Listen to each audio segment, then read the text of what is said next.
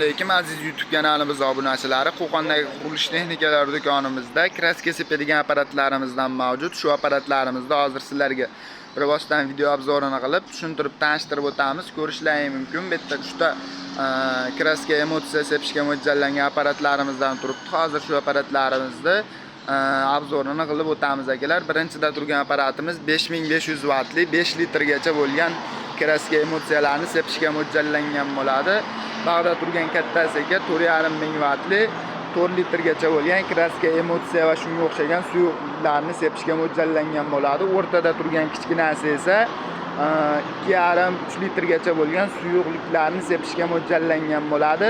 3000 vatli bo'ladi. Ko'rishlaringiz mumkin. Hozir shu apparatlarimizni bittasini sizlarga ishlatib video obzorini qidiramiz akalar. Ichkarida turganlari ko'rishlaringiz mumkin. Releli variantlari ham bor. Bu apparatlarimiz bez releli ishlaydi. Releli nima deydigan bo'lsalaring akalar, rele avtomatda bossalaring motor avtomatik ishlaydi.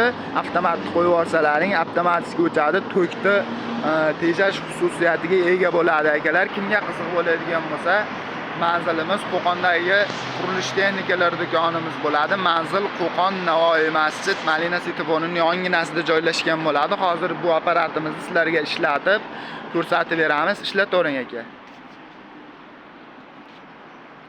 Ko'rishlaringiz mumkin. Ishlatishdan oldin bitta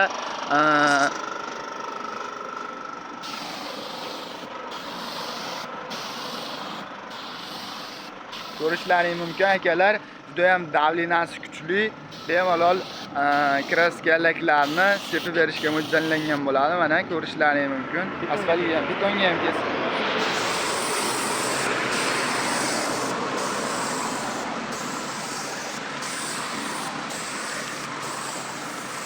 Bo'ladi.